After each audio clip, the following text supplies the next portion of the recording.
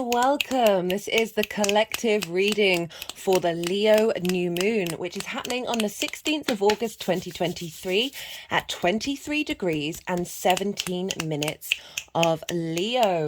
My name's Chloe. I work with card divination, astrology, and I channel energies through my body. As you can see, my hands are moving around right now. This is independent of my conscious thought, bringing in energies from different dimensions to help us heal. My hands have just gone over my heart chakra, help us clear stuck energy and open up portals. Okay, so one of these cards, oracle cards that I've pulled, is a portal card, and they're clicking over it, and open up portals to the cosmos to align us with our higher self and our soul's journey.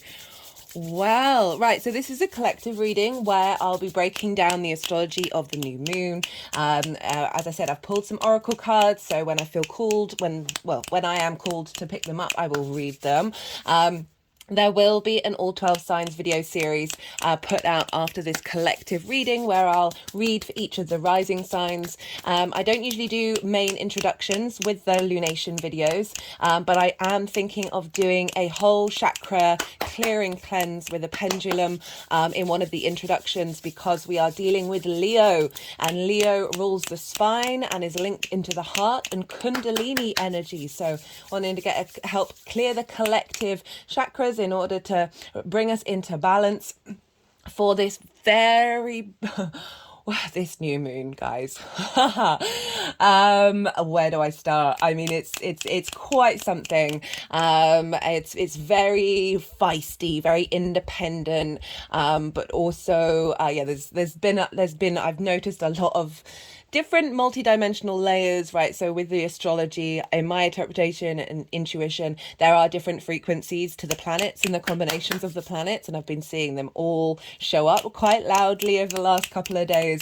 We are currently in the balsamic moon phase. We are the waning crescent. This is when the moon is getting to its darkest point before the new moon, and this represents a big time of the sort of shadow work coming up, of sort of frustrations and difficulties, and we lean into that shadow work, the void, in order to clear out and then start the new moon, the new cycle. At the time of recording, the moon is currently at 23 degrees of Gemini. This is sextiling where the moon will be. So we've got some supportive energy coming in from the moon, helping us think about different possibilities, different ideas, that Gemini space, being able to hold space for lots of different vibrational frequencies during this collective reading. Right, so a new moon.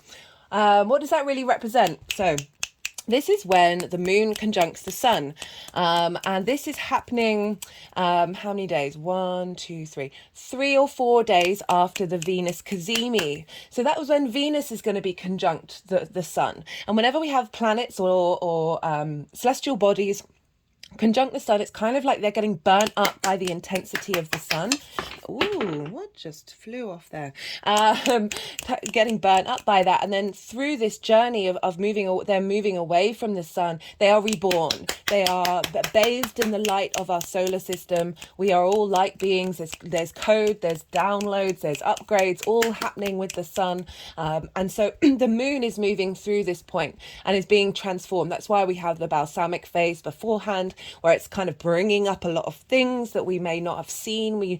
Right from the depths of the darkness of our unconscious space, before the moon then gets to sort of transmute that energy and receive messages from the sun, before then moving on its next cycle. New moon, right? The sun can represent our conscious space, our vitality, our purpose, our animation. There's a sense of visibility, of clarity that comes with the sun. Our purpose, our momentum moving forward, right? The vision behind that. And with the moon, this can be our unconscious space. This can be our intuition, our emotional body, how we nourish ourselves, how we nourish others, our needs, whether our needs are being met or not. And so with this balsamic phase, there's been a lot of stuff coming up about our needs not necessarily being met, and how are we tackling with that? Are we sitting in the same cycles, or are we releasing that? This is particularly potent because Venus is retrograde in the same sign. Venus, when she's retrograde, is incredibly independent, right? She's trying to break the cycles. And in Leo, this is linked into the heart, right? How do you value your heart space, and how do you move through the world from that heart space without needing to seek that validation from the outside world, and being confident being yourself? There's a lot of very independent energy going around right now. As you know, with the I'll finish what the new moon represents. So the new moon, this is when we get all the vision and clarity of the sun feeding into the darkness of the moon, when she's her most receptive, when she's absorbing, when she's drawing information towards her. And so the clarity of the sun is just piercing into our unconscious space and setting intentions and moving forward in the next 6-month cycle. So the way that I work with moons is generally based off a wider 6-month cycle, from the new to the full moon in Leo, to the full moon to the new moon. You can also link in this new moon to the full moon, but it's going to mark a certain different stage that's going on that isn't necessarily the longer term trajectory. It's just going to add on little clues and building and building and building and building and building. So this is obviously a really good time to set intentions, but I often find you don't even need to set intentions. Just hold space for the energy of the moon and allow that to move through you. And you know, you're bringing in your higher self and the cosmos there, where you're co-creating, even if it's on an unconscious level. You'll want to look to around the new moon time to see what kind of clues are going to come up, what you're compelled, what you feel drawn towards, because that's going to be indicators of the next part of the cycle. I'll give an example for me.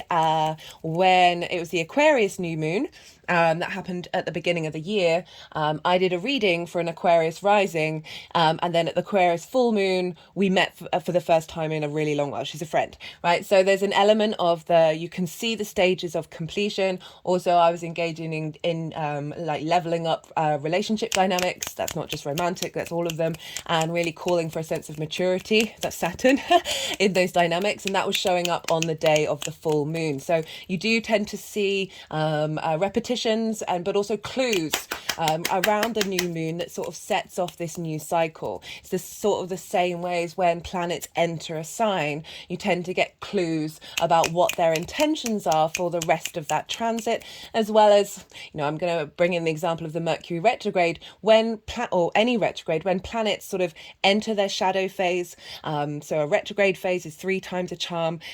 Mercury is currently in its shadow phase because it's entered the degrees it's going to retrograde over. When it enters that on that day, that can bring up clues. When a planet stations retrograde, that can bring up clues. And also when a planet stations direct. So these moments in time tend to sort of encapsulate and give you clues about the whole cycle. So not only setting intentions about where you want to be headed, but also see where you're compelled, what you're compelled to do, what's sort of coming up around you, what's mirroring you around this new moon is going to just, you know, it's a little sort of preemptive, predictive energy coming in from the cosmos. So do bear witness to that. One thing that I would suggest is changing your bed linen on the day of a new moon. This is really sort of clearing out the energetic field from where you sleep, especially linked into the moon, because that's linked into our dreams, our rest time, our nourishing, when our body nourishes through deep healing. That changing your bed linen on this day and clearing out all the energy from that balsamic moon and that previous cycle is acknowledging that you're making a fresh start in the physical world. I mean, there's loads of other things that you can do on a new moon. Do what feels right for you. We are in a fire sign, so there's, you know, obviously that, but be mindful, be safe, guys. What else do I want to say? Yeah, no, I don't like giving too many sort of suggestions, just because you're here living your own experience, and the more that you tap into your own intuition, the more your gut, how you're responding to things, what you're being called to from a very personal experience, the more the universe comes back, and because you are co-creating rather than taking what other people's experiences and using them for yourself. Obviously that's a wonderful tool, and sometimes we need inspiration as well. Like there's nothing wrong with that. We are not, even though we are individual beings, we are completely made up of every experience that happened before us in this universe, and the one before that, and the one before, and the one coming. You know, time is both linear, cyclical, and everything all at once. So like denying the fact that we are not influenced and built up by everything that we've gone through is kind of ridiculous. But we can learn. There's a balance between using your own inspiration, your own creativity, and honoring the fact that that's come from a vast tapestry of energy. But yeah, no, I always like to say you do what. Like, tap into what feels good for you during this new moon, right? Okay, so there's some, so this card I've got up, right? For those of you regular, I mean, I've only done one Uranus transit video, but I used it in that one. This is a reference to Uranus, who will be squaring this moon, which I will talk about more, but it's very, very appropriate of like the sort of representation of, I feel sometimes what source feels about us. Like, my hands have just gone over my heart chakra, of really, really like, it's my personal opinion that all the planets, all the signs, all the aspects, absolutely everything in your natal chart, everything in the transits are trying to facilitate your independent growth, and your own autonomy in this experience. And that's what, when we tap into that energy from a place of integrity, that's when the universe really starts to flow around us, and we step into this energy of co-creating with the universe, with the matrix, however you want to look at it. It's all one and the same. Right, so, and Uranus is very much about that. Okay, let's start. I'm going to be shuffling some tarot while I'm talking about this new moon. I've been really enjoying the new moon series since the Aries hybrid eclipse that happened a little while ago, because we only have a hybrid eclipse once every 10 years, and it very much felt like we were instigating a new soul upgrade, a new soul integration. And with each subsequent new moon, we've been adding layers and layers and layers onto that integration, while at the same time with the full moons, we've been completing and letting go of past contracts, past situations that are then facilitating opening up new space for this soul integration. And it's not always going to be easy. It's not always going to be like instant. It definitely feels like this gradual integration in order to bring something in that's going to be long lasting for us all. So the last new moon was the Cancer new moon. That was very much about what were the words of really allowing us to tap deeply into our intuition from a very grounded transformational place. That was opposite Pluto, and that was after, right, so let me do the sort of the recap.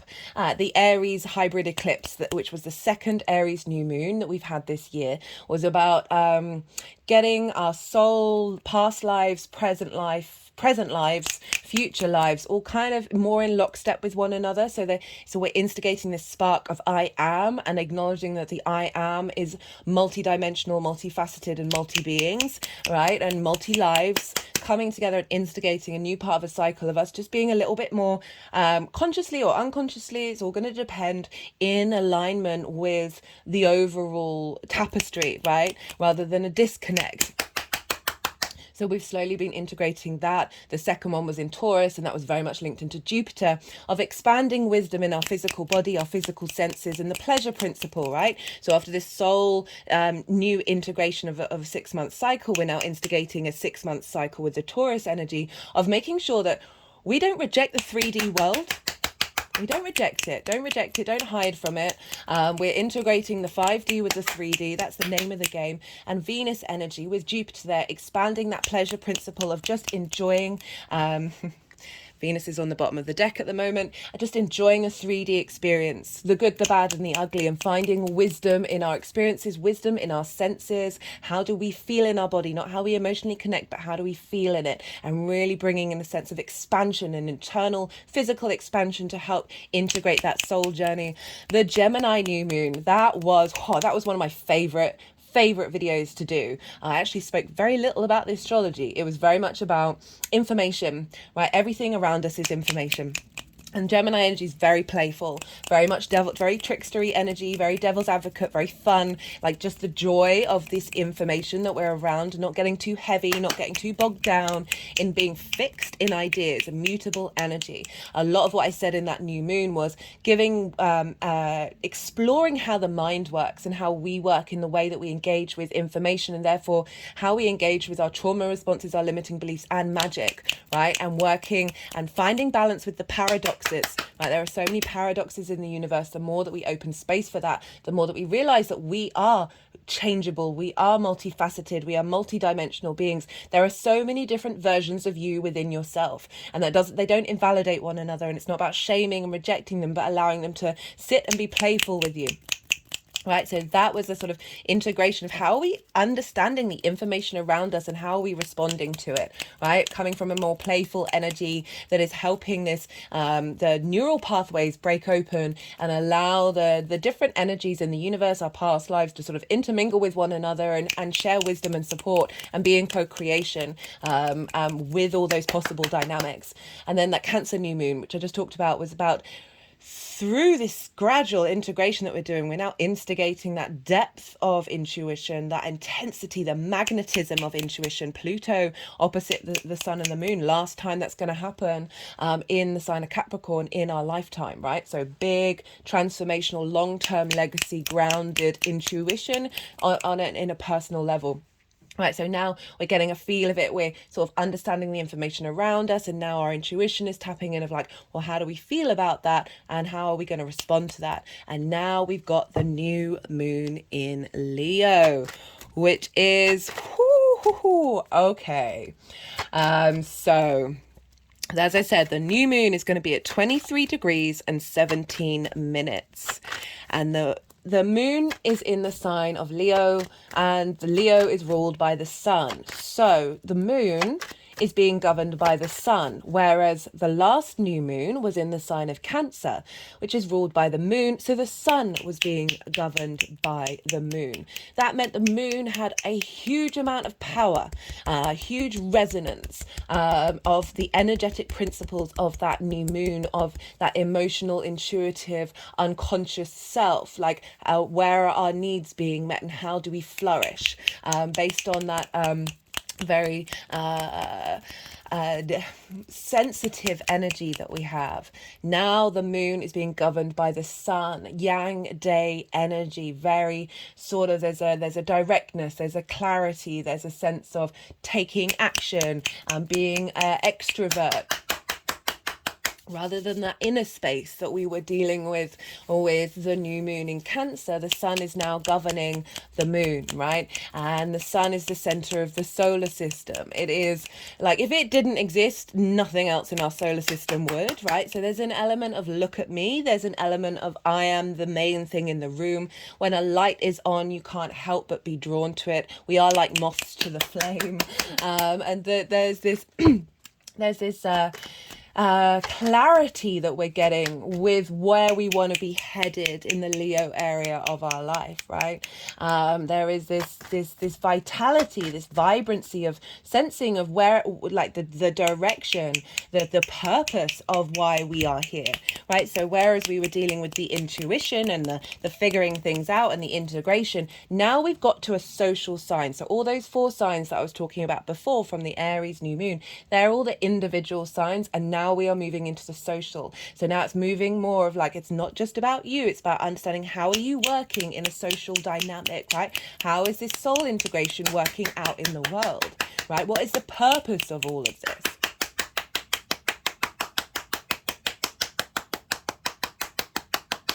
Right, I'll see if they'll stop doing energy work so I can actually shuffle some cards.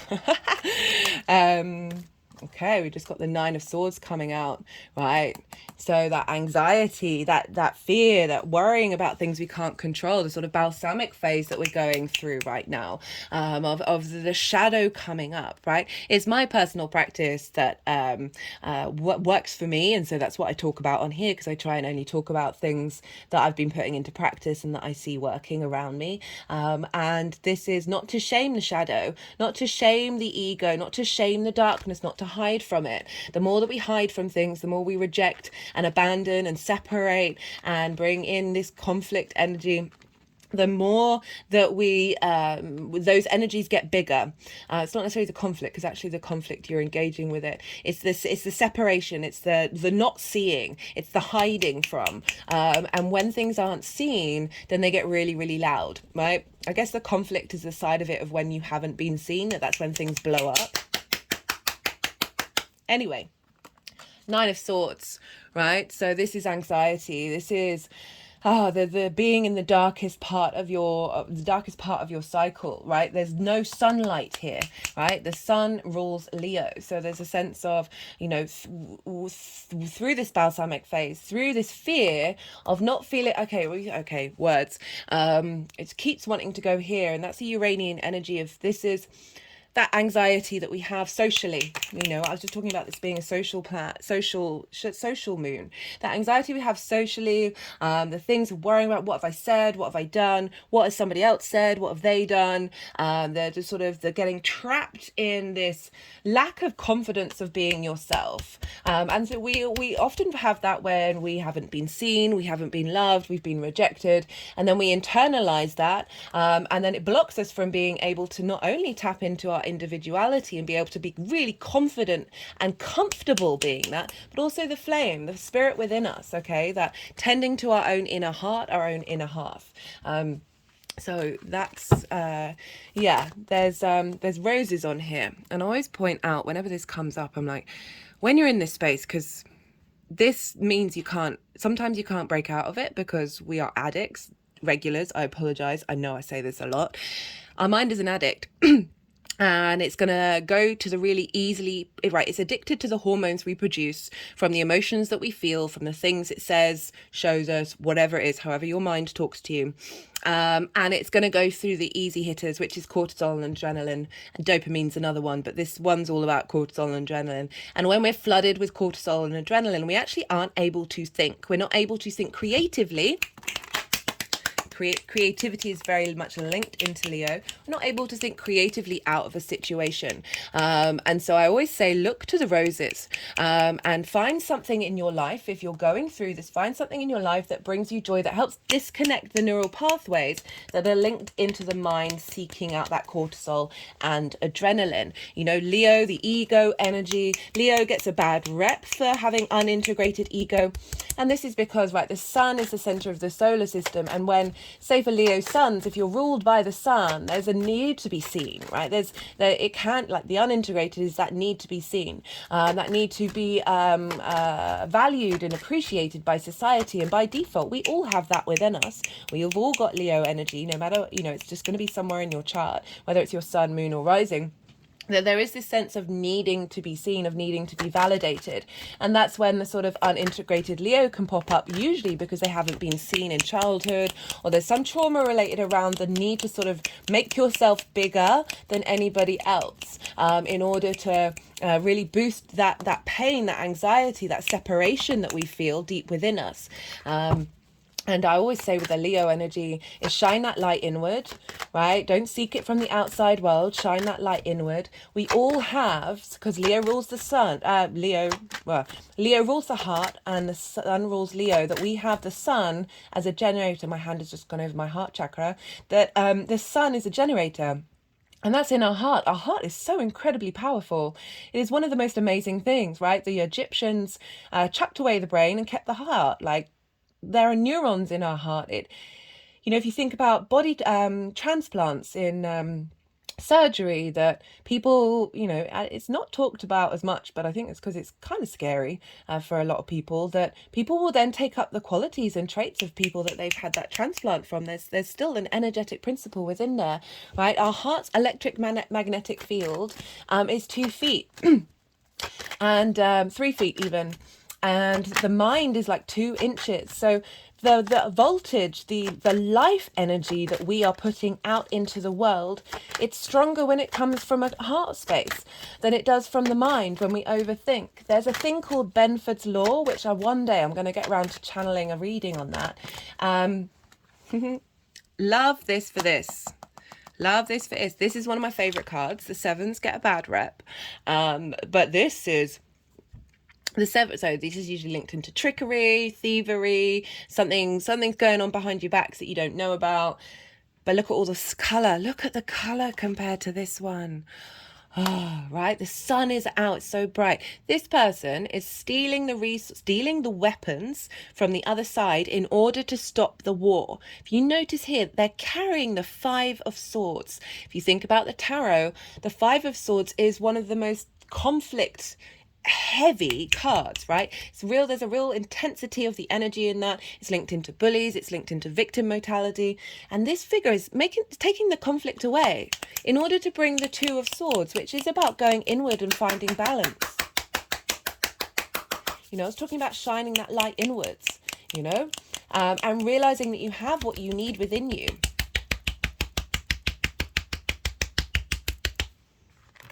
And yeah, so goodness me, did I finish what I was saying?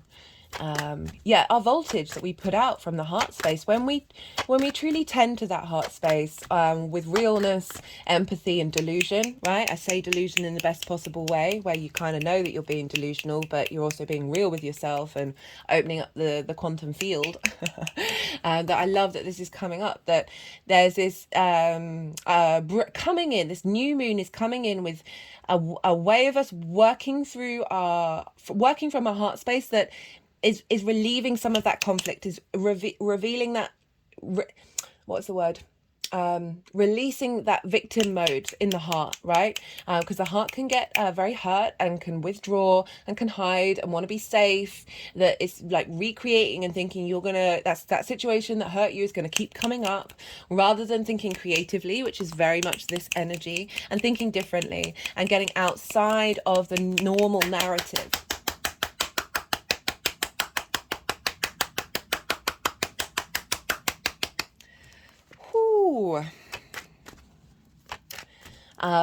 Yeah, the Leo also rules the spine and Kundalini energy. So it's the heart and the spine. And the spine is where we have a lot of karma. This is also, you know, going along all the chakra points, of points of contact, and it's the flow from the root to the head, to the crown chakra.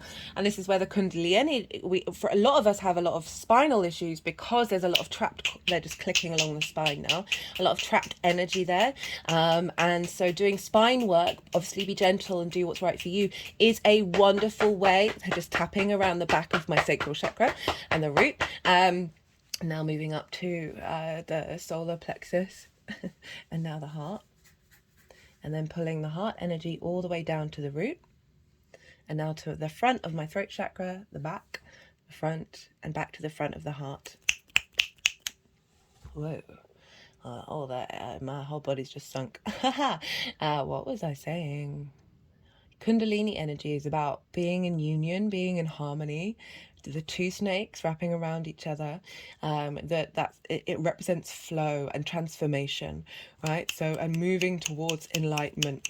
And so doing energy with the spine can be a really great thing. Maybe stretching, if for those of you in the northern hemisphere, if it's sunny, doing some sun salutations in the sun, getting that sun energy on you, warming your body up, allowing you to stretch out, and really embody yourself. And yeah, okay, what was I going to say? Let's talk about the astrology, shall we? So I was talking about the unintegrated ego and shining your light inward. If that, like, we all suffer from that, I think, in one degree or another. I've also, there's been a lot of Leo energy kick off in my life where I can bear witness to the trauma of that expression of the unintegrated ego. But the other side of that is like a love bug, right? Like pure love, pure kindness, pure, the ability to see the light in others, right?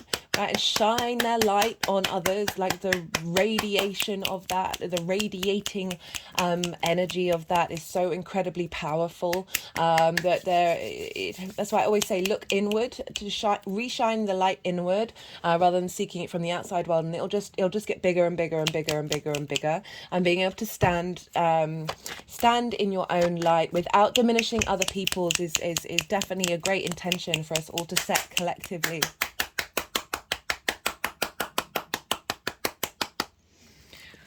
Okay, So sun and moon conjunct, right? So a rejuvenation of our unconscious self in terms of the heart, a releasing of pain around needs that haven't been met. You are entering a new reality with this new moon. It's an acknowledgement of everything that has come before, but realizing each moment is entirely different, and we can change those narratives. We can think differently, take away conflict from the heart. And the main aspect that this sun and moon is making is with Uranus. Oh, just getting ringing in my ears saying that. Uranus is at 23 degrees and 0 minutes. So has just entered the 23 degree mark, exactly squaring by 17 minutes this new moon. This is a very powerful square. However, we had this square on the full moon. On the 4th of February, the full moon in Leo, we had this square, right? So maybe think back to the 5th of February of what felt like was being completed around that time, the good, the bad, and the ugly, what came through. I had a dream about a snake. So again, tapping into that Kundalini energy, I went through my diary and saw what was going on. And it was very much sort of an opening up to knowing what I had within me, and there was a snake involved.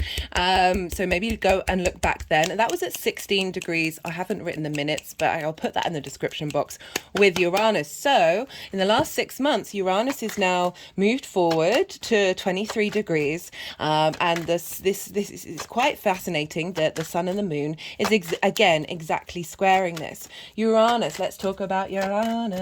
So, oddball of the universe. Does Uranus care? No. Right? So this is very maverick energy. So why is it the oddball of the universe? Well, its axis is like that.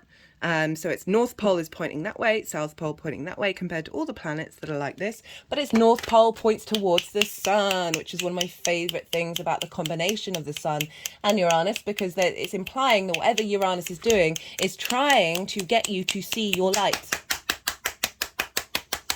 And so often we have our light blocked.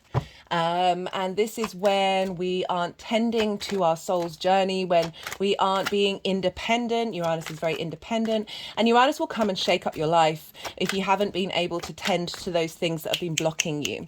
Its moons are all retrograde. So this ability to retrograde energy is like really thinking through the nuances, thinking through the details, and can be thinking very carefully, right? And being able to think very differently. And so all its moons are retrograde, which means its intuition, its understanding of what actions it needs to take based on its intuition, and its north pole, the thing that guides it is the sun. And so we've got this strong, this strong electric energy of Uranus, which isn't bothered that it's different from every other planet in the solar system. It's doing what it wants to do. It's very confident being its individual self. And that's what Uranus wants you to be confident, being able to walk into a room knowing that you might have different ideas, different ways of doing things, and you're not going to conform socially. Obviously within reasons of consent, respect, and do no harm, okay? Right? So it doesn't mean you're free to be, what's something that isn't a swear word? I think you know what I mean, right? You know, it's all obviously remember the integrity part. The Uranus will come along. My favorite phrases for Uranus that came to me during a very intense Uranus transit that I was having was the breaker of chains and the clearer of paths, because it will disrupt those things that have been blocking you. If you haven't had the strength and in order to do it yourself, it will come and help you out. It can be very disruptive because remember, it's this way up, so it's flipped. It flips things compared to the norm, okay? So it'll break things open, and it can be very disruptive, but so I've definitely noticed this very fiery, independent energy going on over the last couple of days, where it's seen quite a few situations kick off, a lot of conflict coming up, and a lot of sort of working through boundaries and working through independence. So more the side of, you know, the swear word that I wasn't going to bring up, of people trying to figure out how to be this thing without causing conflict. Like, how do we do that from a heart space when there are people around us in their own certain realities and they're doing their own thing that might have their own sensitivities and their own trauma? Like, it can be a very difficult thing to navigate, to be confidently yourself, right? Without stepping on people's toes, without they're just clicking around the feet up to my third eye. My toes are now wiggling, right? So there's this balance that we're doing with that square energy, of like, how do we bring this into being in a way that is coming from a heart space? And I really feel like a lot of stuff is getting cleared out in the lead up to this move.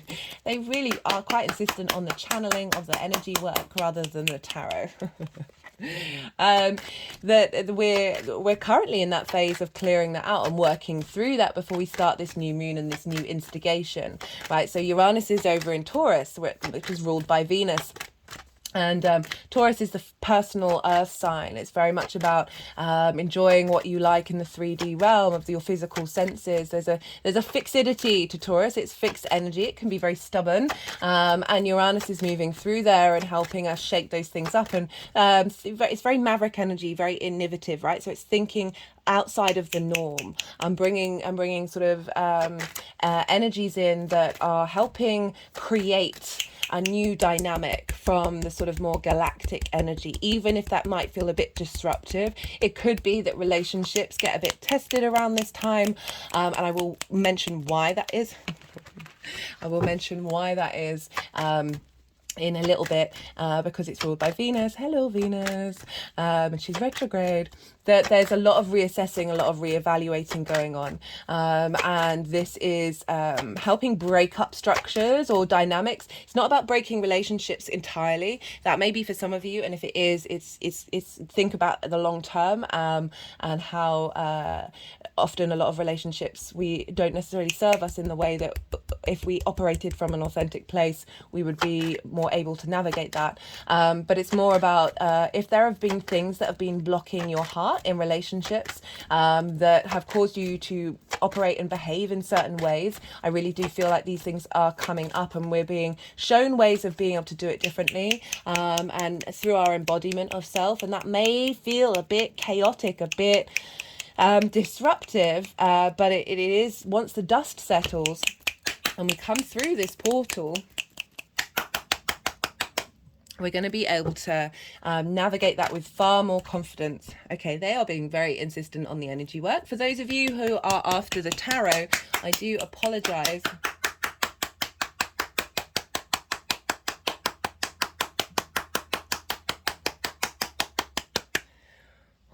Okay. Right, I was talking about Venus. So I'll rewind, sorry, I won't jump back. What I want to say, this is a square. The aspect with Uranus is a square to the sun and the moon. So squares are an aspect of Mars, right? So this can bring about, so this is two planets, or whatever it is, 90-degree angle, pushing their head, like their energy is going like this. But you go do this at home, push really hard, like there is intensity there, right? And this is because they're the same modality. Leo and Taurus are both fixed energy. This means there is an element of stubbornness. It's also about maintaining and keeping going and getting that whatever momentum's been started by Cardinal, this is now continuing that and making sure this gets established and integrated. Okay, they're now just tapping over my third eye, but it can be really stubborn energy. Right, so I'm right, you're wrong. And so squares can bring about conflict, drama and frustration, and this need to win at all costs can be very much the martial energy. So I'm saying this not to scare anybody, but with this very intense square that's nearly exact, there's a vast capacity of this energy showing up in your life, right? I find with the astrology quite often lots of different vibrational frequencies of the aspects can show up all at once. With the conflict and drama, it's saying, hey, are you going to respond in the same way that you would have done before? Do you need to respond? Do you care?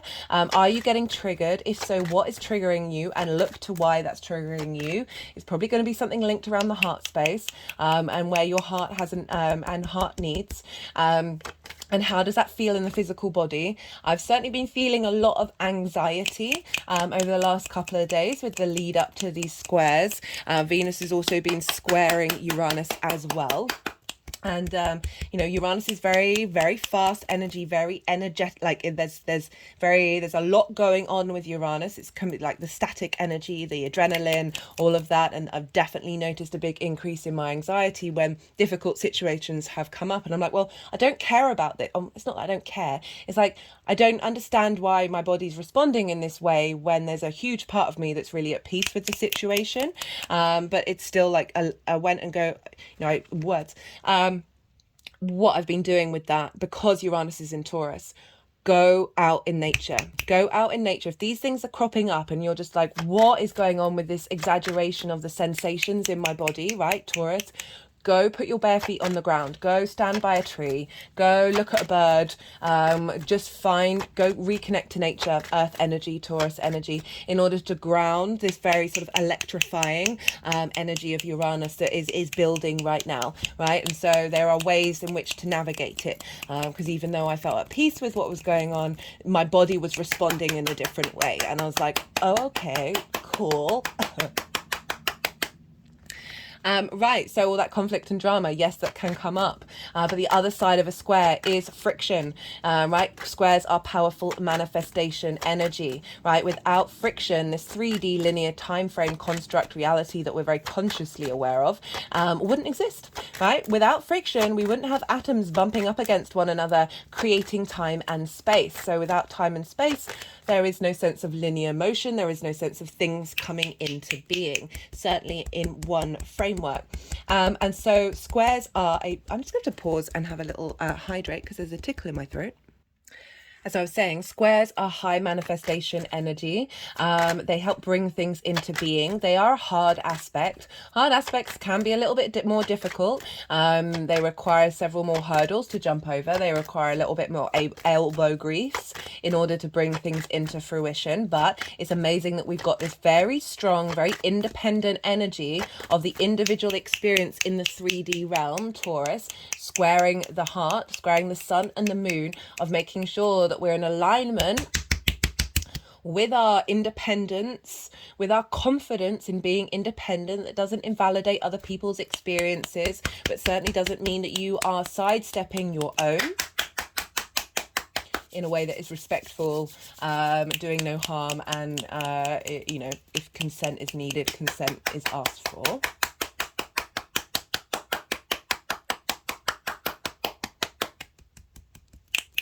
I need to look up some terms for talking about people who are being not so great that come from perhaps the past, where there is not entirely linked into swear words or genitalia. If anybody's got any suggestions, do put them in the description box below.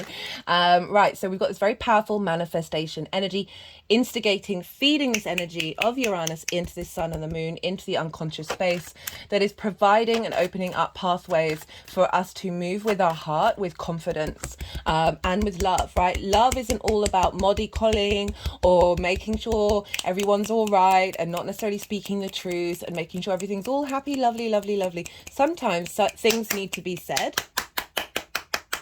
and it's about the intention and the way that you express it, right? It's about so there's this, I keep meaning to put it on my Instagram. Do check out my Instagram if you I post things there as well as on the community page, but I don't think I'll be able to put this video on the community page.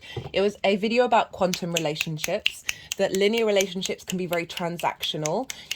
You know, there's an element of needing safety because we are expecting cause and effect, right? Cause and effect is still a very valid thing, that we'll do something for somebody in order to get something in return, and that can be love, that can be feeling safe, that can be having a favor returned to you. Whereas quantum relationships are opening up to all the possibilities and realizing that you have the capacity to tap into any reality at any given point, but it's more about the best kind of relationships are being open to that which you cannot see, open to a reality that you cannot see. So engaging in a relationship where you're able to communicate freely with love. It's not about not coming from a place of love, and with empathy, and being able to let others know what they're not able to see, and finding the wisdom and the joy in that. Every day's a school day. We don't have ourselves completely figured. The people around us don't, and you know, there's a balance between allowing people to go on their own journey, but also there's such a healthy dynamic when you are confident in the dynamic that you have, that you are able to be freely yourselves with one another. And when you see that somebody is you see a blockage in the way that they're able to that there's blocking them from being able to be true to themselves, bearing witness to that and sharing that, because that comes from a heart space. That's a very vulnerable thing as well to do. And when we operate from the heart, it is hugely vulnerable. That sense of that courage of leaping into something where you don't know how someone's going to react, but you're still going to do that thing, right? As I said, you don't need to be disrespectful to others in that process. That's not what that's about. Remember, this is taking away the Five of Swords of conflict. There are other ways of communicating truth that doesn't have to be linked into conflict. And it also really requires you to bear witness to yourself as well, in a very healthy way, that state of observation. And so, yeah, acknowledging that, anyway, what was I saying? So we've got Uranus squaring this. So this is really instigating a transformational energy of us feeling confident in 3D world, operating from a place of love. Love that this has come up. So this is about hard work, right? So what I was just talking about, those kind of relationships, they take a lot of courage, they take a lot of hard work to engage in, but it's worth it, right? So this Uranian Sun Moon square is helping us look outside of conventional frameworks, right? And it's creating space for us to be emotionally courageous and creative. And with this, we embody liberation and momentum. So it's my opinion, we're here to break the cycles. Right? We're here to break the cycles and form new ones, and then they get transformed and they get transformed. This element of everything is constantly in motion in the universe.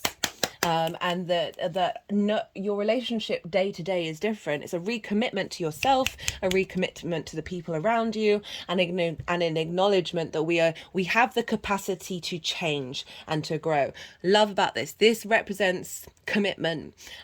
This represents hard work in my mind, because it's linked into the harvest, right? So the harvest takes like a year, and then it's the next one. It's constantly in a cycle and a loop, right? And this is acknowledging that you have to put in the time and dedication into not only the relationships around you, but the relationship with yourself, the relationship with your heart. My hands have just gone over my heart chakra.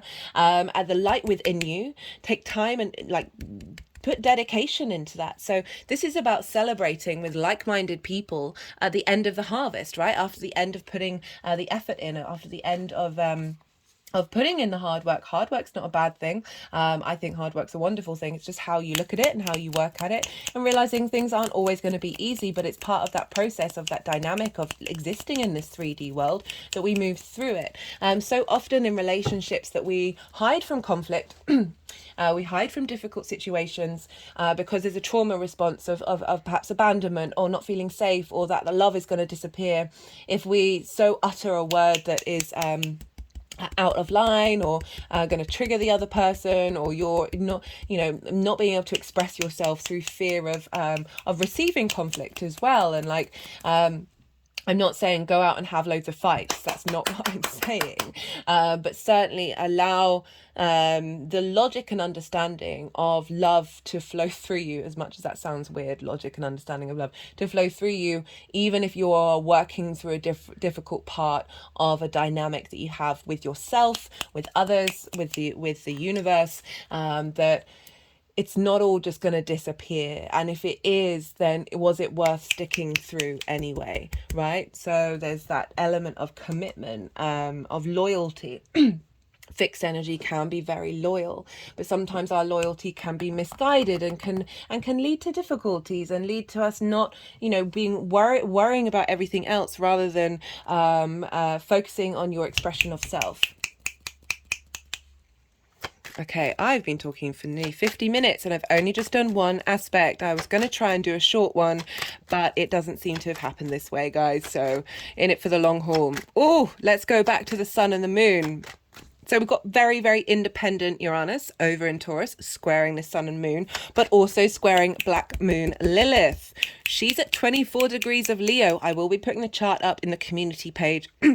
if you want to go check out the chart and what it looks like. I usually end up doing that after I've finished doing the transit series, so if it's not there, it will be there. Black Moon Lilith, she's come up a lot in the Mercury retrograde series that I've just finished. If you don't know the Lilith mythology, I really recommend you go check it out. Essentially, in a nutshell, imagine you are being told you can't do something by a person who does the thing, and you ask, well, why can't I if you can? And they just say, well, you can't. Right? So you've tried to engage in a conversation of understanding, of saying, well, explain it to me. Let's work through this together as equals and with respect and honor one another. And you've just been hit against, you just come across a brick wall where they're like, no, that's just what's going on. Let's see, it's the Chariot card. We'll see if that wants to come out. And so the Lilith energy, oh, something flipped. The Fool. Love it. New beginnings, new journeys from a heart space. For independent energy, the Fool is going off by itself. So I was about to say, the Lilith energy will pack her bags up and leave and be like, bye, I'm living my life. If you want to talk to me with respect and honor as a fellow being, great. If you don't, if you want to bring in hierarchy and hypocrisy in a way that makes zero sense, nearly swore again, then I'm out. There's the boundary. I'm protecting my heart.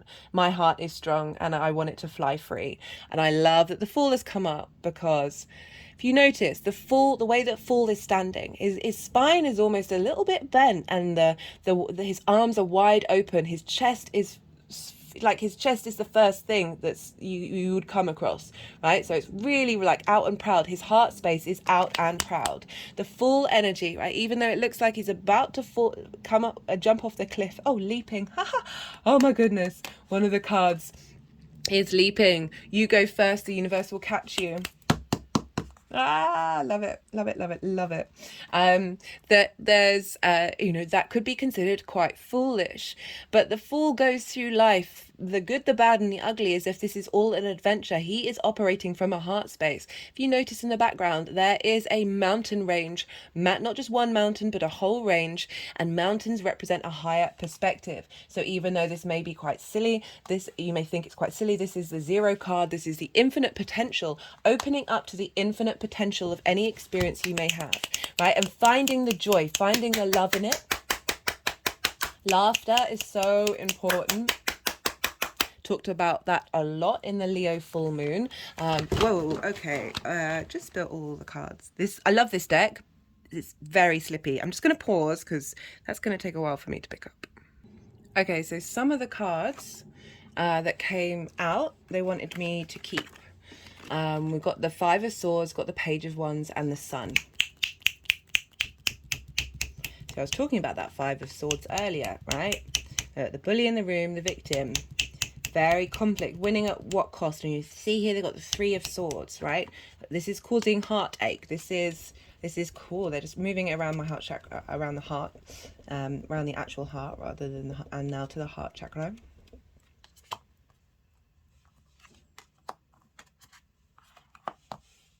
Page of Wands, fire energy, heralding in a new way of doing something, right? The Sun, we've got the Sun come out. This is clarity, vision, joy.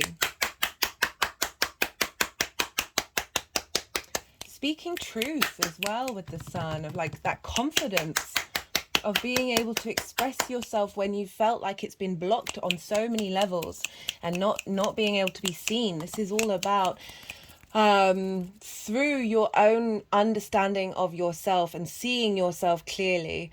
It really does like take off the burden of needing that from other people, and then through that you're then able to communicate in a way where you are speaking more your truth from your heart, even if they're difficult things, that through that confidence of knowing and seeing yourself very clearly and not necessarily getting swayed by other people, that social element of the Leo energy, of that heart being diminished, right? So we're clearing out that 3 of Swords that's with that 5 of Swords by the 7, that we're able to find a bit more peace. Okay, the 2 of Swords, she is blindfold, but the sea behind her is very calm. This is about going inward and knowing you have peace within you, despite there being opposing forces, that you always have that peace within you. And then through that, you're able to express yourself from a space of integrity and truth, right? The Sun does bring illumination. Facts are facts. And then without worrying about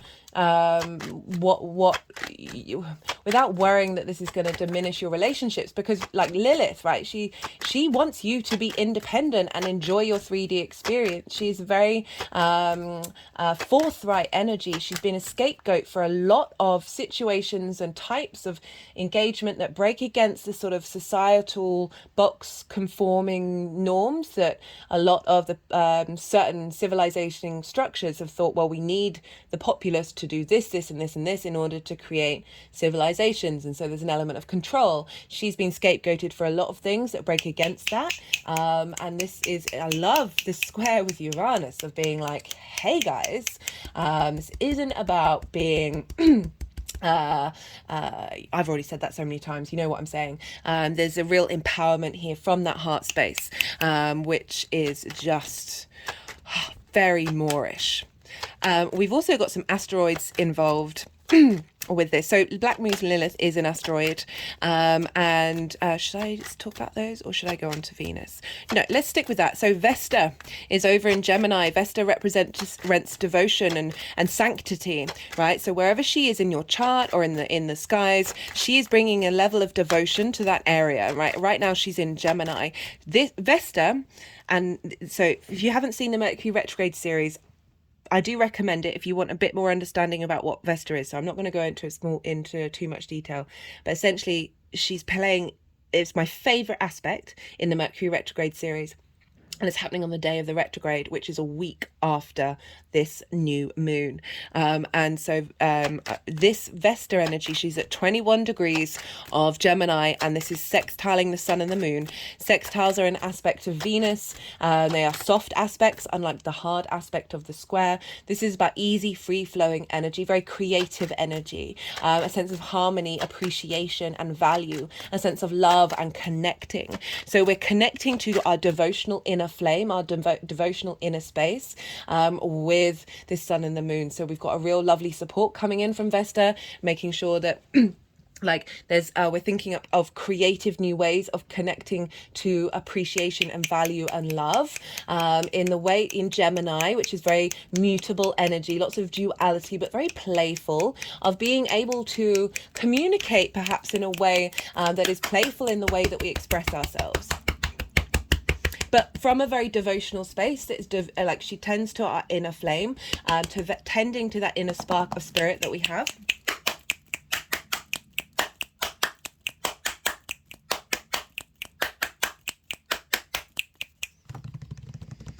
In a sextile, which, as I said, aspect of Venus, so she's bringing in some harmony to this potentially quite chaotic energy that we may feel with the square with Uranus.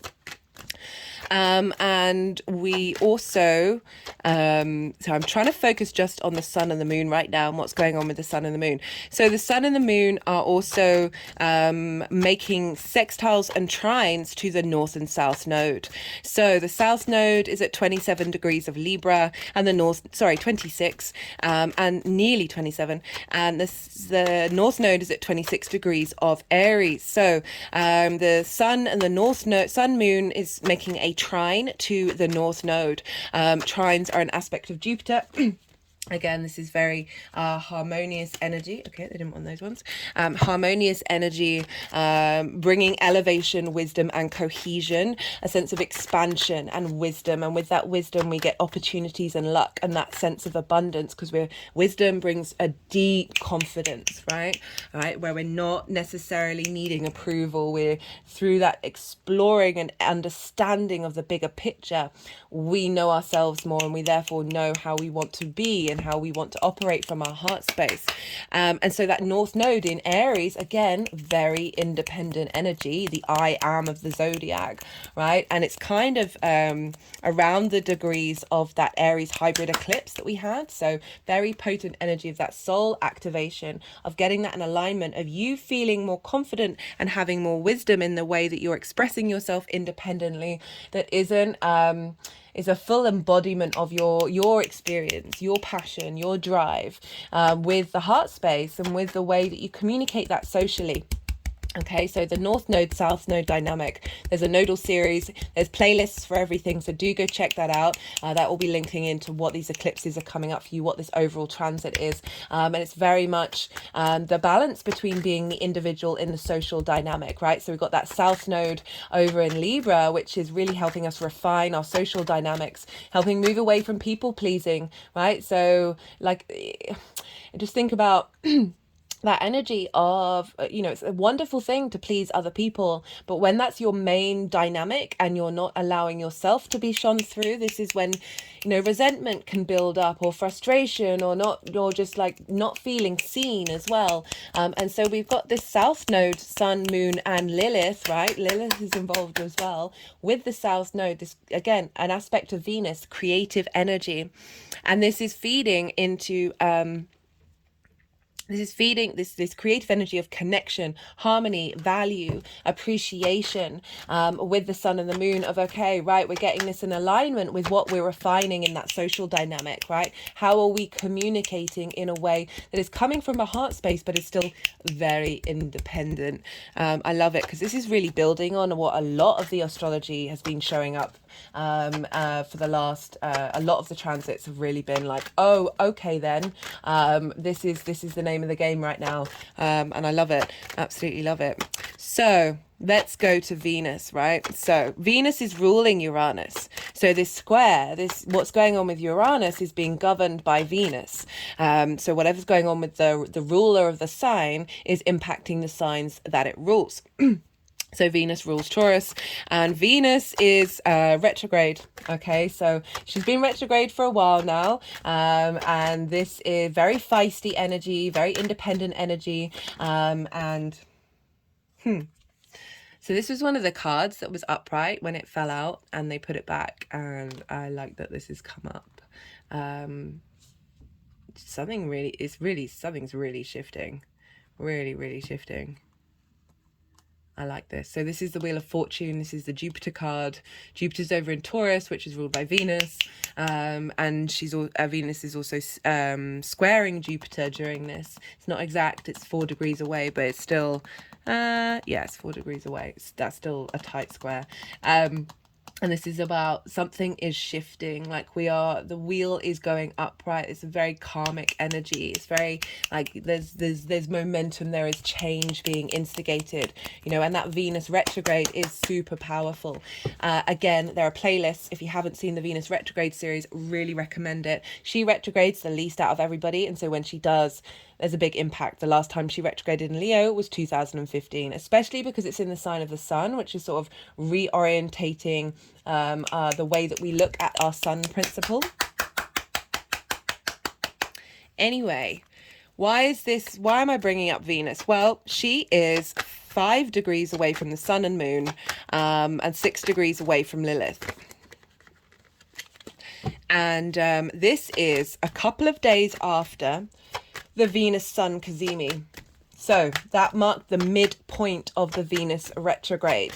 And this is when we'll be getting a lot of downloads from the sun to Venus about now where we're headed. And Venus will have moved from an evening star, where she rises in the evening, more yin, night in nature, more contemplating of the past, more nourishing, more strategy of getting context and like figuring things out before taking direct action. She is now a morning star. She is now rising in the day before the sun, right? So she's looking more to the future, right? It's more action orientated. Yes, it's still a retrograde, but we are shifting shifting more to where are we headed and what are we doing.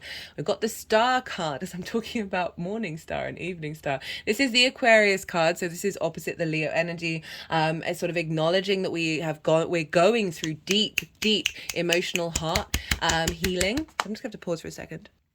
Right, so the Star card. So this is Venus moving into the morning star. When she was the evening star, again, reflecting on the past, doing a lot of healing, seeing a lot of things come up of like, okay, how do I look differently at the way that I value my heart space? How do I look value at the way that I express my light? And how like things from the past may have popped up to help you bear witness to that. The Star card is about a deep emotional healing, right? She is working with the earth energy as well as the galactic energy. So that's what we're always doing. We're always co-creating with all of these energies. That she is unclothed. She is so few of masks. She is so vulnerable.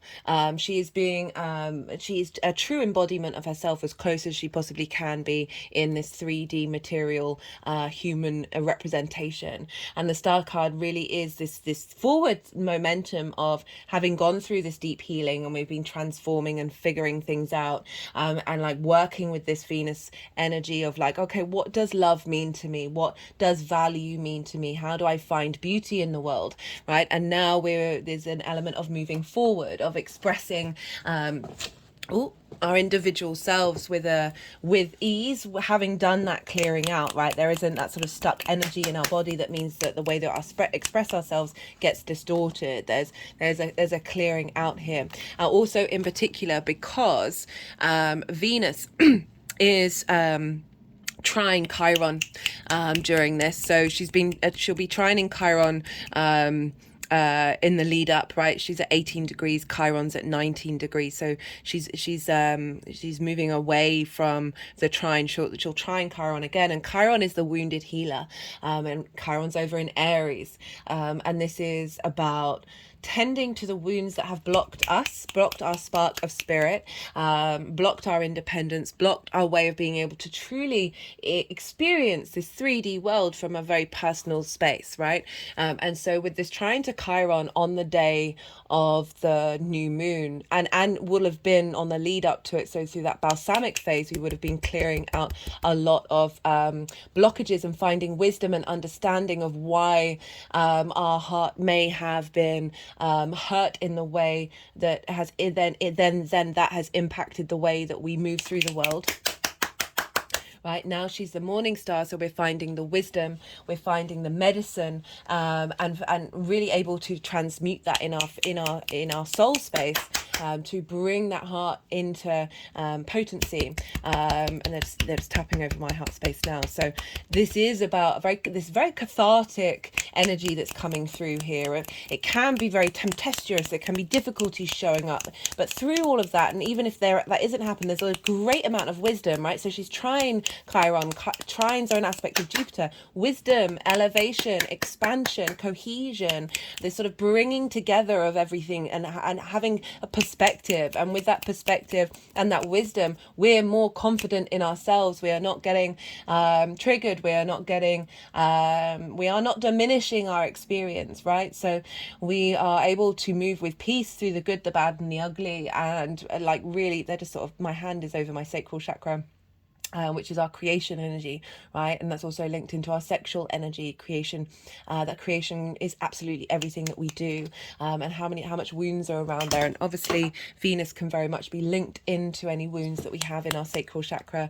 Leo is linked into creativity, and how the sacral chakra and the heart chakra, I've got one hand on the sacral chakra, one heart on the heart space, that these two can have a lot of blockages that not only have affected our relationship dynamics from a sexual nature, but our friendships, our relationships with work colleagues, our relationship with ourselves, our relationship with our creativity, our way of moving through the world. They're clicking over my third eye. That this trine with Chiron is really expanding this freedom of the Fool, but the freedom was Jupiter, right? So Jupiter is wisdom, is knowing, is sort of universal truths, and having that wisdom come in with the Fool energy of really being able to as I said, move through life with joy and love, but integrity and wisdom, right? And confidence in yourself that isn't inflated confidence based off of deep insecurities. Don't shame your insecurities. We've all got them. We've all got them. We've all got these different parts of who we are where we're like, oh, and we've been told by society to shame all of this stuff and hide from it and try and banish it and burn it all to the ground, right? Banish your shadow, dissolve your ego. That's ignoring the fact that the ego actually has some really useful tools to help us survive, right? It's just I have my own abandonment issues, which means I don't like leaving anything behind. I don't like anything not feeling like it doesn't feel loved, right? That is, how do you get that energy to work with you, or how do you get it just to be within you without necessarily absorbing it, right? You don't necessarily have to attach to it, but you can still allow it to have a seat at the table, right? So that Venus energy, that she's now a morning star, she's trine Chiron, and that's all feeding into Uranus, who is trying to clear the chains, clear the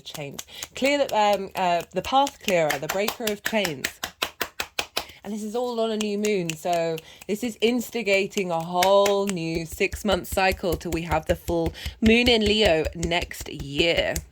And what I really like about this is we did have that square with Uranus for the full moon. So this is energy that we're very much aware of. Admittedly, this is the first moon in Leo, first lunation in Leo without Saturn, right? So Saturn's now in Pisces, so we don't have that opposition of Saturn in Aquarius, which can have brought a lot more disruption. So that's shifted and changed. We also had the nodes in Taurus and Scorpio, which makes the Leo and the Leo moons a lot louder. So this isn't as loud, but we do have trines and sextiles to the moon, which means it's more creative, more inspirational, as well as that square with Uranus, right? So Uranus, that square is getting kind of like tempered in a way, where we're able to find wisdom and different ways of thinking out of that potential disruptive energy that Uranus can bring. But remember, it's very innovative, it's very inventive, it's helping you break free,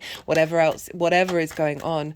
Venus is also square Jupiter at this time. So Jupiter's over at 14 degrees and in Taurus.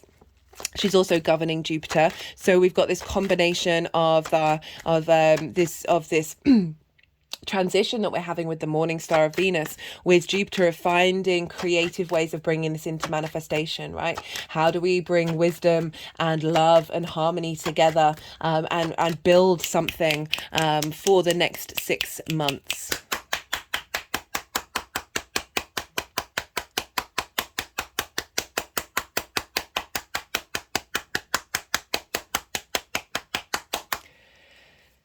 I have 2 more things that I'm going to talk about. Okay, only 10 past. It's only an hour and 10 minutes. Right, great.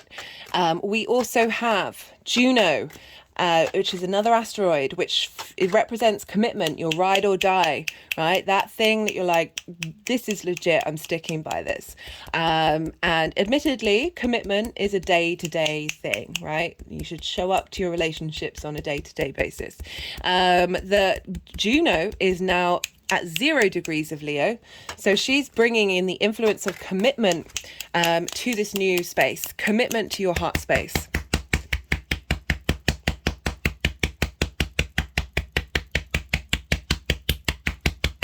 They're tapping over my heart. Just had an energetic release. Ooh, okay.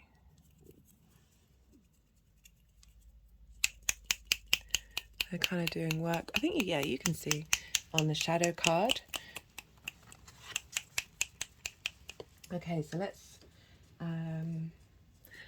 talk about the shadow. Okay, let's not hide from the shadow. Let's not reject the shadow. Let's be open to the shadow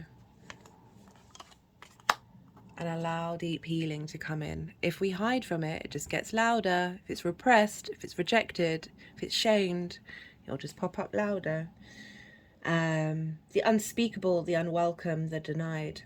Although every card in the this is from the Kim Krantz Wild Unknown Archetypes deck, all the decks in the description box, has Although every card in the archetypes deck has a shadow potential, this card asks us to delve into the qualities of the shadow itself.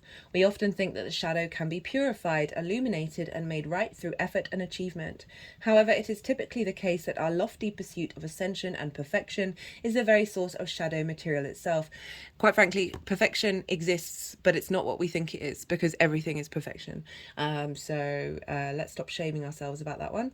That came up a lot in the Mercury in Virgo transit, because Virgo can often really seek that perfection, and can lead to criticism and self-judgment.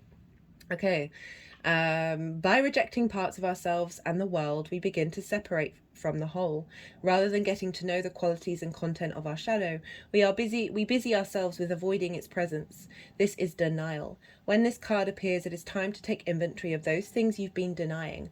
When the mind responds with no, anything but that, you are touching shadow. Find support for this deep inner work and move towards the shadow with patience and compassion. What's what she said? Yeah, so it's about looking to those difficult parts that are within us, you know, right? I swear there was something that... Sorry, if you just show you what it looks like, there's bits either side, so I'm just... I thought I'd read something that tinged in my mind.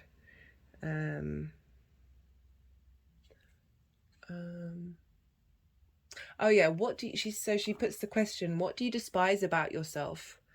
By answering, you move towards shadow, right? So there's an acknowledgement of opening up to that which you connect with on with a negative frequency, and replacing that with love, right? It's not about not being real with yourself, because we're always in a state of change and growth, but it's not about hiding from the fact that what is that teaching you? What is that bringing you towards? And how do we find love and compassion for all of the darkest within us, right? So often when we don't, that's when we see it mirrored out in the world around us, and it just can often come and what's wanting the sun and the clarity to come in, come and then bite us. And if we're blind to that inner space, then that's the denial, that's the delusion of hiding from our own imperfections, right? And that's not giving yourself unconditional love. It's not about not changing, as I said. It's not about condoning your actions, all of your actions. We all make mistakes. We all do things where we're like, oh, actually, no, that feels a bit icky. Why did I do that? Forgive, but not condone, right? You don't have to condone the actions, but you forgive yourself in that journey. It's about what you do next, right? It's about what you do next. Okay, so Juno's there. She's bringing in some commitment, which I love. And what I really like about the Juno moving into Leo is because when the Venus transit, essentially when she starts moving direct, Juno and Venus are going to be walking side to side with each other, and bringing in a level of commitment to this whole new 8-year cycle we are starting in the Leo area of our chart. And so, yeah, this is... and what I like about the fact that this new moon is happening with a Venus retrograde is, so retrograde planets, they have the capacity to be able to go inward and find the nuances of situations and still operate from a space of love, right? So this is being able to bear witness to your nuances, the people around you, and then navigating through that, right? With that sense of independence from a space of depth, right? Retrogrades bring us depth. The final thing that I wanted to talk about is, okay, so we have trines in Virgo and Taurus. Mars is at 22 degrees of Virgo, trining Uranus. Okay, and it's just about to move into 23 degrees, so it'll be exactly trine on this day. And so Mars, very, very independent energy, very, very like momentum, wanting to move, your motivation, your drive, your passion. That's that which pulls you forward, the thing that gets you out of bed in the morning, right? And so Mars is being in Virgo, helping us understand, being able to figure out the details about how to facilitate and streamline our 3D experience. And Mars is very independent, trine with Uranus that's very independent. And so we've got this incredibly strong trine of wisdom and elevation of how do we bring that independence into the 3D world from a place of wisdom, from a place of cohesion and a leveling up, right? Rather than a sort of a brashness and a rashness and doing this, that, and the other. This is very much calling on us to embody this wisdom and this confidence in a grounded way. And Virgo energy is Mercury ruled, the earth energy, very practical, of wanting to facilitate and clear blocked energy in the 3D world. You know, Virgo very much linked into healers, engineers, editors, of being able to see that which is wrong and being able to take action on it, right? That's the martial side of it. You know, just being very instinctively being able to take action in order to facilitate the very innovative ideas, very unconventional ideas in the way that we embody ourselves in the 3D world. That's them feeding into this new moon. So I love that.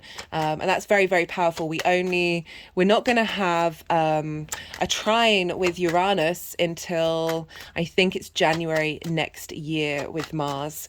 Actually, I remember looking at the day of that. It's pretty wild. Can't remember why. Let me see if I can bring it up on my...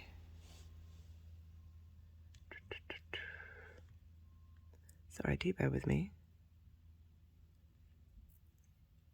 Oh, no, it's not saved on my list. Anyway, we're not having that for a while. So we've got a lot of momentum, a lot of support of being able to sort of know what direction we're headed in, right? From that space of independence, right? So it's very, very powerful. And so what's going on with Mars is being impacted by Mercury, and Mercury is very much in Virgo. It's heading towards its retrograde, which will be a week later. And it is... midway between Uranus and Jupiter in terms of the trine, and it's conjunct Juno. Juno is another asteroid. Juno brings in wisdom and understanding. So we've got this combination of this very independent energy and wisdom, and the way that we communicate that and express it. A lot of stuff's coming up in the shadow because of of Mercury is in its shadow phase since the 4th of August. And so again, when we've got planets that are going over the degrees that they're going to retrograde over, this is when a lot of stuff comes up from the unconscious, a lot of stuff that comes up from the universe that's helping give us tools and tips to understand where we're headed. And with Pallas Athena, we're getting a lot of just deeper understanding and strategy of how this is going to transform. And all of this earth energy, this trining of the earth energy, Mercury, how we're engaging with information, how we're collecting it, with the wisdom and the independence of Uranus feeding into all of this on the day of this new moon. So I really like this very grounded energy, which is working with the embodiment of all this fire, right? Fire is linked into spirit. They're not bound by gravity, very fast moving, very transformational energy. And this is all going to be embodied and instilled by this trine, this elevation that we have of our social and personal dynamics. Because not only have we got a very independent energy in Taurus, the individual earth sign, but Mars in the social one of like, okay, how do we get this to work together? How are we able to move with flow and ease of being that independent? You know, for those of you regulars, you've probably heard me say this phrase over and over and over again. It's just the astrology does appear to be very much about that.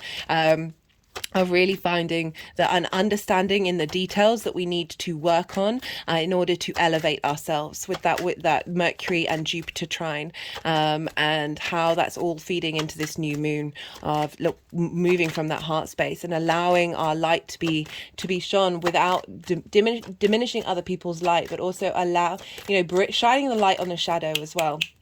Right, helping us be able to sit with it and work with it from a place of commitment and a desire to connect and harmonize, and be able to work through hypocrisy, work through hierarchies that don't make any sense, and be confident being able to express that.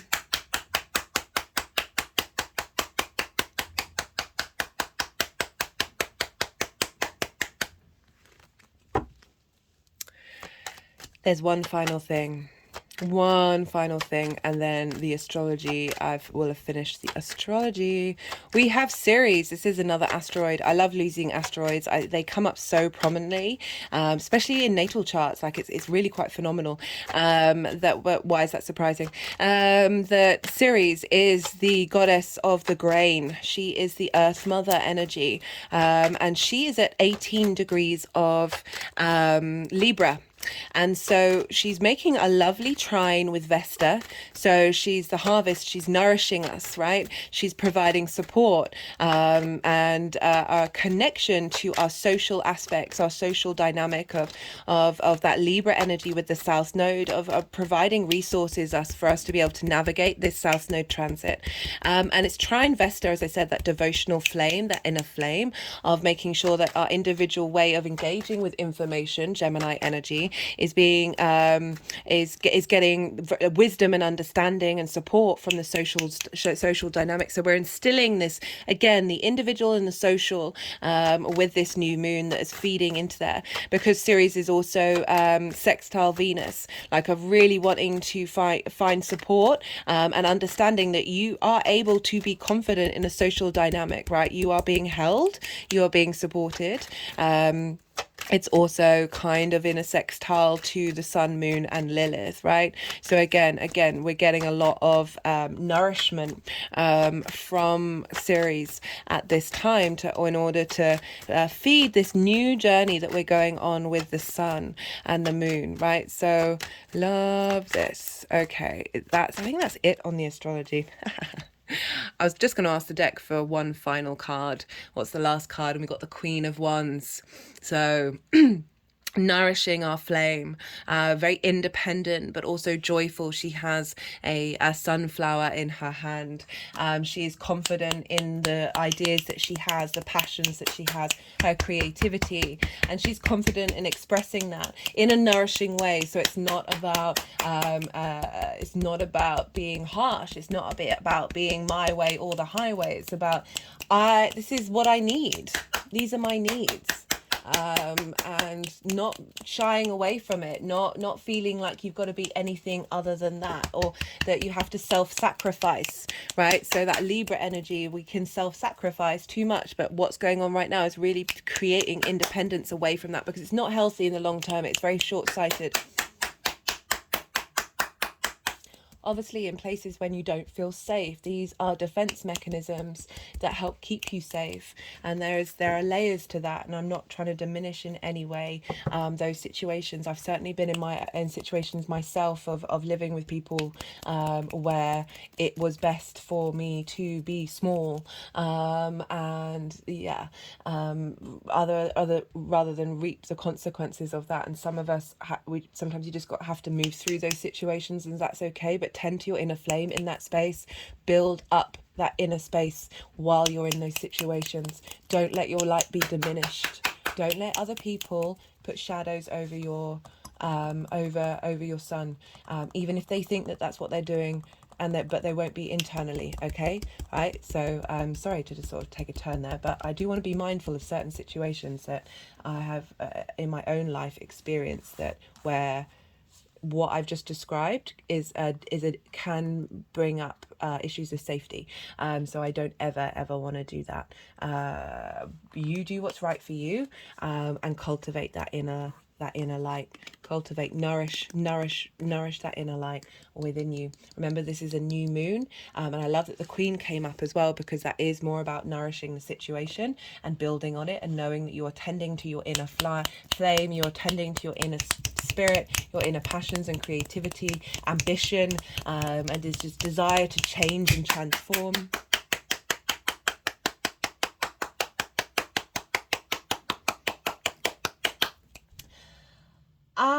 Right. I think I'm gonna leave the cards. I know I did the shadow card.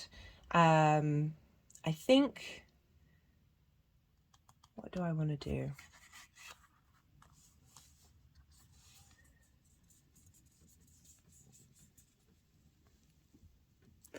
I'm just trying to work out. Right, let me pause for a second, and because we're at 1 hour 26, 7 minutes, and There's part of me that kind of wants to do a shorter video and get it out, and then maybe do these for the all 12 signs, but I'm just going to sit for a moment and meditate and see what to do.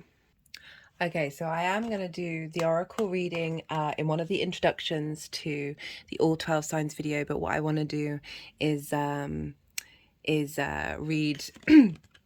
read the poem. So for every lunation video, I always pull a card. This is from the Oracle, from Rumi's Gift Oracle card deck by Ari Honava.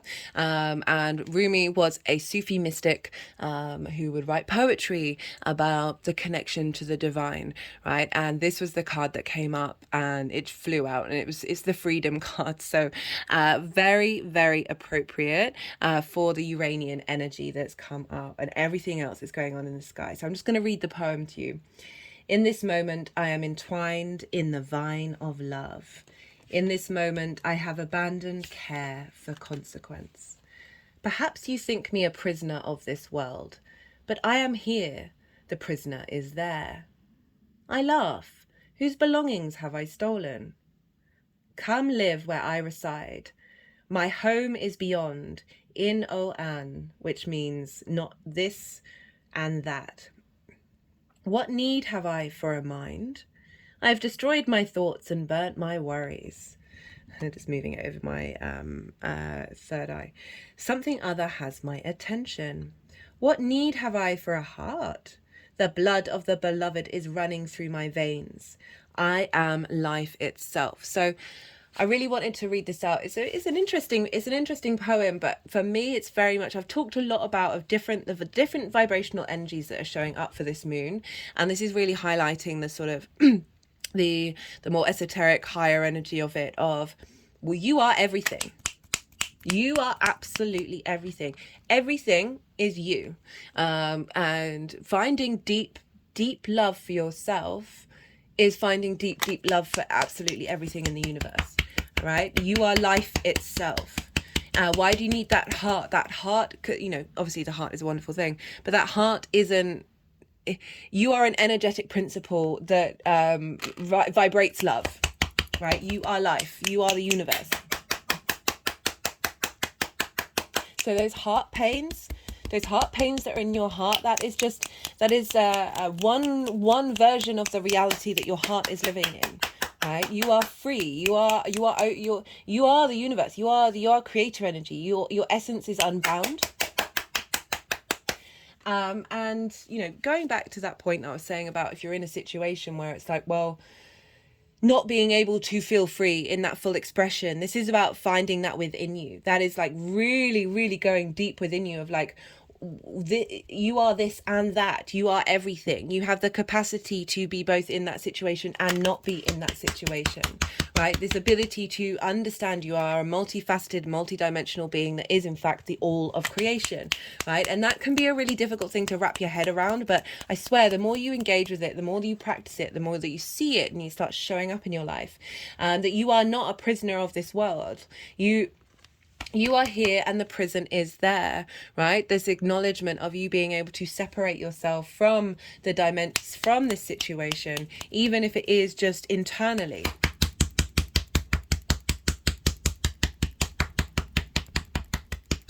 Come live where I reside. My home is beyond this and that. So that's taking it that even step further. As I said, it's like you are everything, but you are also the all, right? You are beyond the separation of this and that. You are beyond the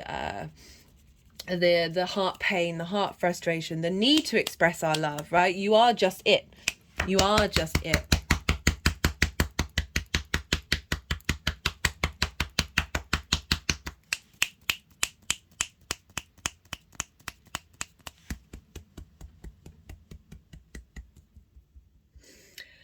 Right, so I think that's everything that I wanted to say about that. Yeah, it really feels like a heart opening, like a cracking open of the cosmos coming through our heart.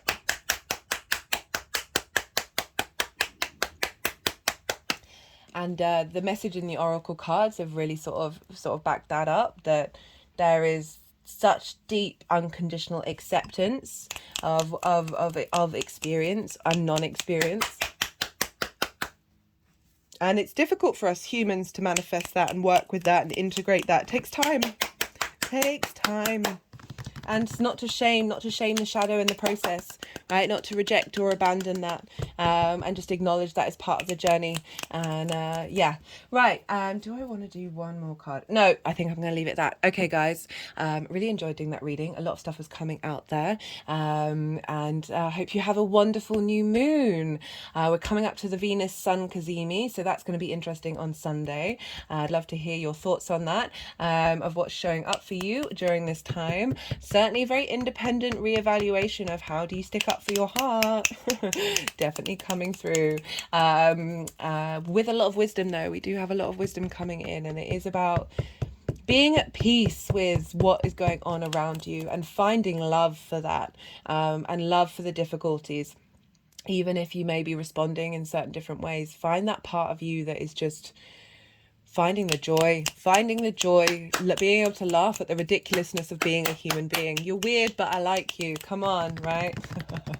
That's all of us. That is this universe. This universe is just like, what on earth is going on? I love it. It's poetry in motion, but it's also chaos and beauty and wonder and joy and heartbreak and despair and all of the possible things all melded into one, and they form such a beautiful tapestry of energy. Right, guys? Okay, be good to yourselves, be good to those around you, and most importantly, be well until we meet again.